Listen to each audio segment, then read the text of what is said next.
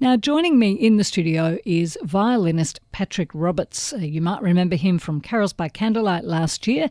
He also performed a tribute to the children at the Royal Children's Hospital for the Good Friday appeal this year. He's well known for his large-scale concerts in Australia and overseas.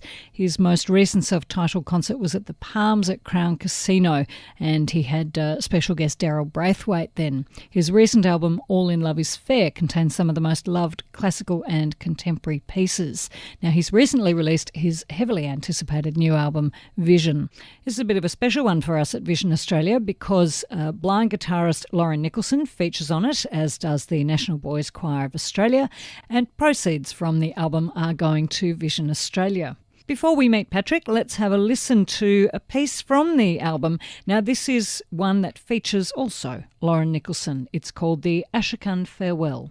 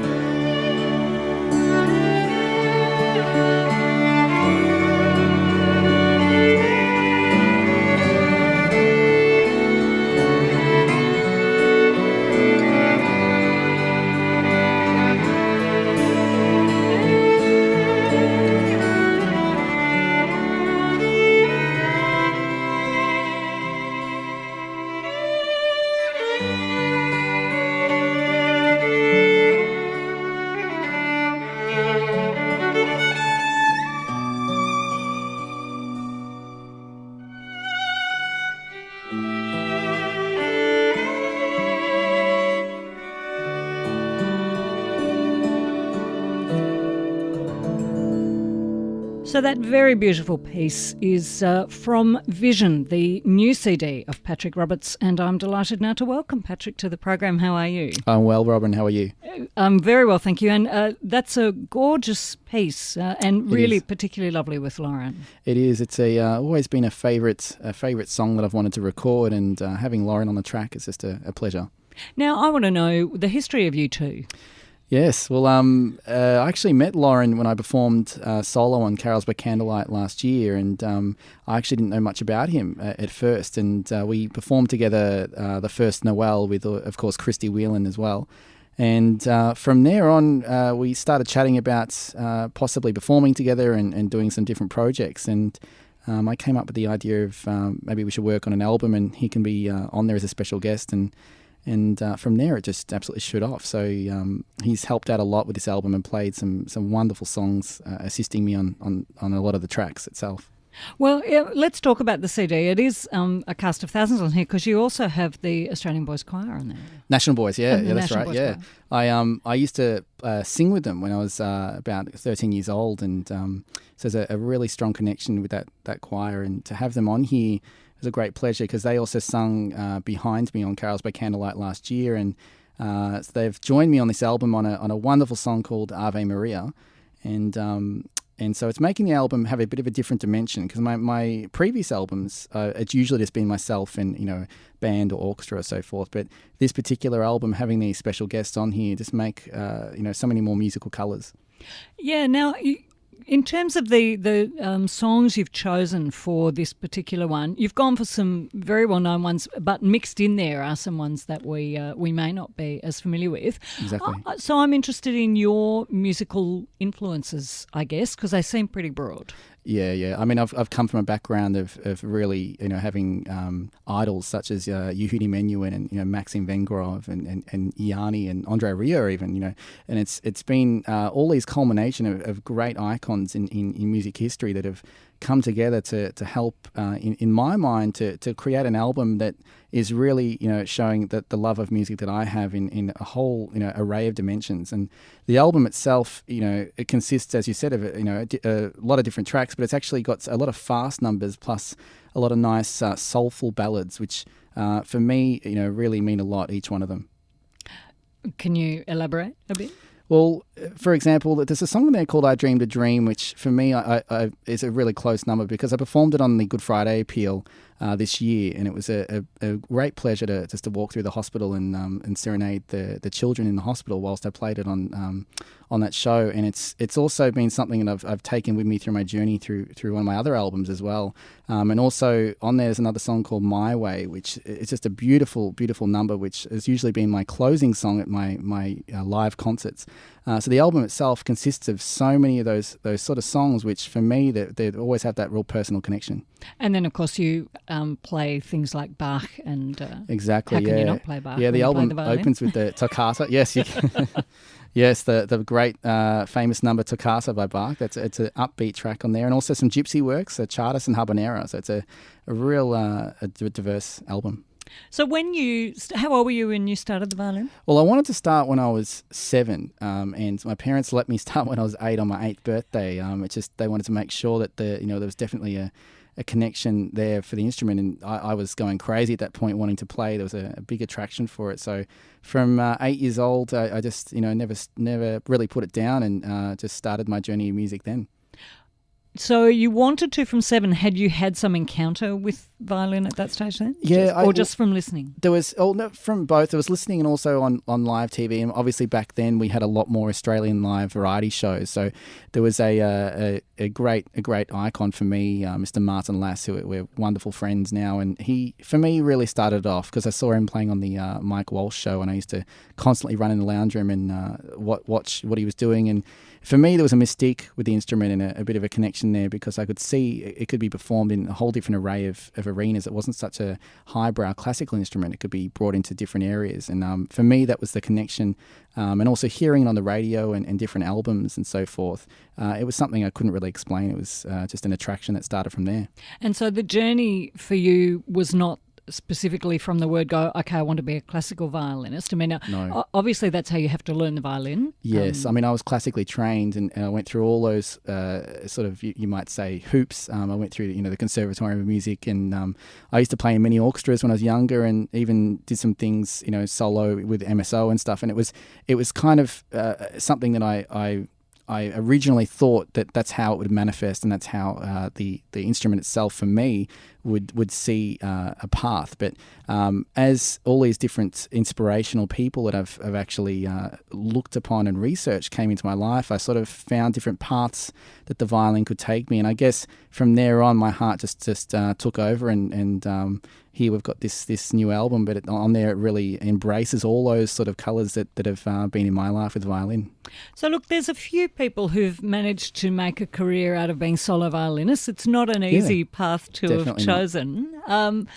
Who are your heroes there? You mentioned Yehudi Menuhin, of course, and Andre Rieu, a very different violinist there. Exactly. I mean, look, there's a lot of different violinists around now, but I mean, there's also some of the big names overseas. Like there's a wonderful violinist going there called David Garrett, and he's a brilliant inspirational violinist in my art in that way, you might say, because he's really bringing classical music and breaking that void. But I'd really have to say at the top of the chain is Andre Rieu, because for me, I really have focused on a lot of his concerts, and the way he's made a mainstream audience love classical music is so amazing. And that's where I think for me I'm coming from, because my concerts really follow, you might say, in his tradition, but in my own style. And I think I've got a flamboyant style on stage, and that brings the audience to understand that classical music can be for everyone. And so that's who you, in terms of your live shows, I know that you've got one coming up. You did one at Crown, Palladium at Crown this year, and you're coming back again in May next year. Yeah. What can people expect from a full-on show from you? It's a big production. I mean, there's a lot of people on stage. This next concert at the 4th of May at the Palms at Crown, we've got dancers which were featured in my new music video, which is on TV with a TV commercial as well, and also backing violinists. There's a full band. Obviously, the choir will be there. Lauren himself will be on stage, but it's usually a kind of diverse content in the way we have upbeat tracks. We've got a lot of the gypsy works as final items. We've got a lot of soulful numbers. It really takes you on a journey, and also it's narrated by myself. So it's got a bit of a story from the word get-go, and you really come out with your foot tapping. And is that your aim now in terms of your career, to just build on the shows that you're doing, continue to record and perform around the world? Yeah, exactly. I've just come back from a concert in Guam, and it was wonderful. I couldn't actually bring my band with me, so I performed to 800-900 people, and it was just myself on stage. Wow. with some of my backing orchestrations, and the audiences were so appreciative of new talent, and it was wonderful to be able to perform to a standing ovation on those sort of crowds over there. And I think for them to see a diverse amount of songs performed in one show, it's quite interesting, and they really accept it when they receive that. Now, you said you're in the National Boys Choir. Do you still sing?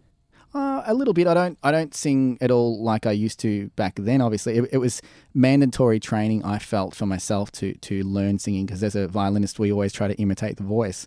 So to know where it stems from, it's something that I've always got with me, but I don't really sing at all much as I used to anyway. It wasn't a competition between which would take over, by the sounds of it? No. It's interesting when people have an absolute love affair with an instrument from a very early age.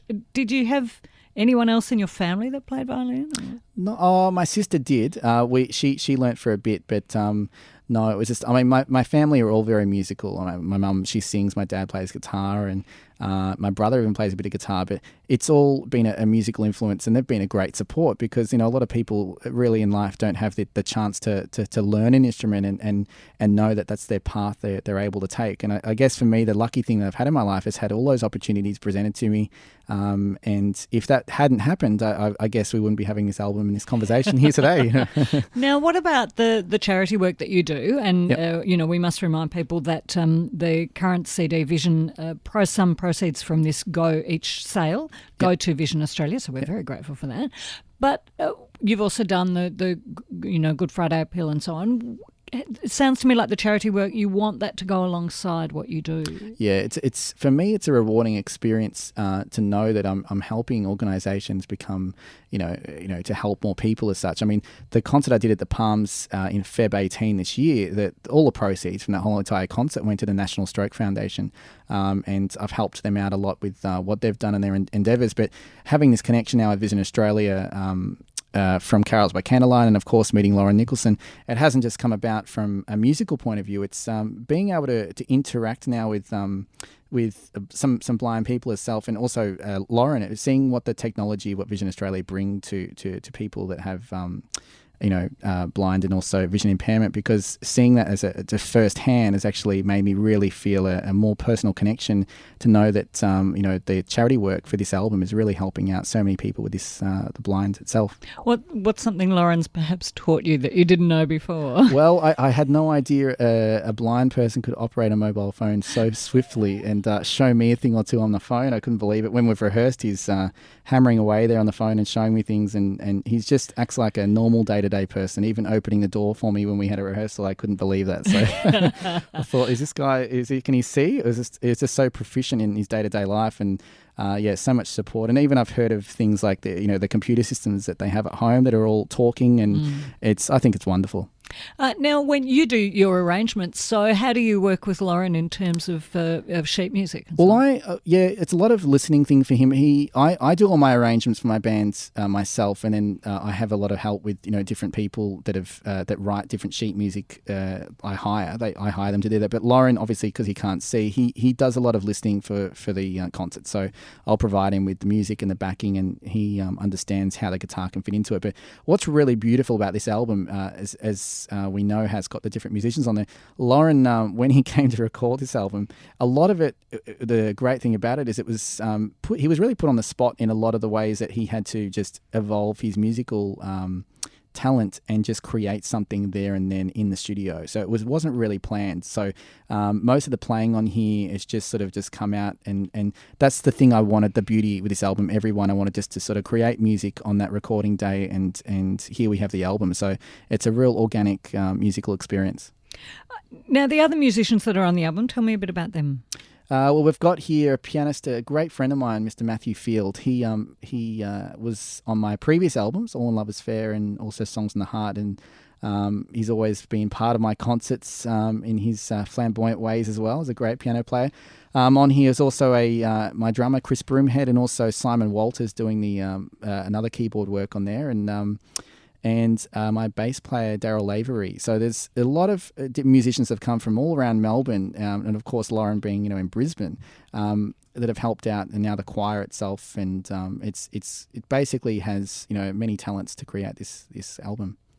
Alrighty, so now we're hoping that we're going to hear you on Carols by Candlelight this year, but we're not sure yet. But the next opportunity for people to hear you in Melbourne will be at the Palms next year in May. That's right. I'm doing a lot of overseas concerts in January and February, but I'm back live on my next self-titled concert at the Palms at Crown, and that's sure to be an amazing event. It's just there's so much production building for that one, and it's a lot of surprises as well, and hopefully some balloons falling from the roof.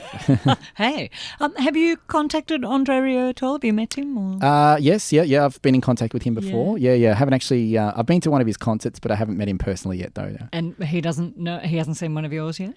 No, I don't think he definitely knows about me. He knows that I'm around here, and I used to get the name when I did interviews on 3AW and a few other stations. People would ring up and say that I was the Andre Rieu of Australia, and I don't. I guess I don't necessarily want to be that name. No, I've deliberately avoided that because I actually hate that when we kind of have to. Yeah, I guess I want to have my own path, and it's if people just put that in the same basket, being he's the only other sort of person doing a variety act on with that sort of concert arena as well. I guess it helps people place you, if you like, but yes, you want to be Patrick Roberts, exactly. Don't you? Exactly right, Patrick Roberts. And I think you are. Now, Patrick, I have to thank you because Patrick has given us the chance to give away one of his new CDs, Vision. So for the first person to now call 9864 9333, you'll get a copy of Vision. It's Patrick Roberts' new CD. We've heard Lauren Nicholson is on it. The National Boys Choir is on it. It's a beautiful piece. It's actually got a huge range of material, as we've heard from absolute classics like Bach's Toccata, through to songs like I Dreamed a Dream from Les Miserables and Ave Maria and My Way, who we know from Frank Sinatra and so on. In fact, I was playing someone My Way yesterday, the French version, because of course it was originally a French song. Yes, that's right. Yeah. You don't hear that much anymore. So yeah, no, comme d'habitude. Doesn't even mean my way, but there you go. So, Patrick, I wish you well for this CD, and it's fantastic that some of the proceeds are coming to Vision Australia. It's a wonderful thing. Yep. Thank you very much. It's lovely to meet you, and no doubt we'll see you again. Yeah. Thank you very much, Robin. Now, Patrick has a website. It's called patrickrobertsofficial.com. Now, why'd you put the official on there, Patrick? I used to have an older website, and I wanted to sort of progress it into something a bit more substantial. And I guess when you go into the website, you'll see what I mean. It's a real sort of experience, and you get to hear the entire experience of a concert there and then. So it's got music and animation and everything. So it's a wonderful site. It's very true. And also, in these days when there are often unofficial websites around, it's kind of nice to have that. Exactly, there the more. too. Yeah. Now, we're going to go out on the final track from Vision, Chardas. Can you tell me a bit about that? Yeah, Chardas is a great number. It's usually the encore song I have at my concerts, and the audiences, without fail, usually end up dancing and tapping their feet, clapping. People just come out of their shell, and it's a great song because it just moves so quick, and it's a gypsy work from its natural origin. So always at the concerts, basically right at the very end as a surprise, this is the song. So Chardas by Monty.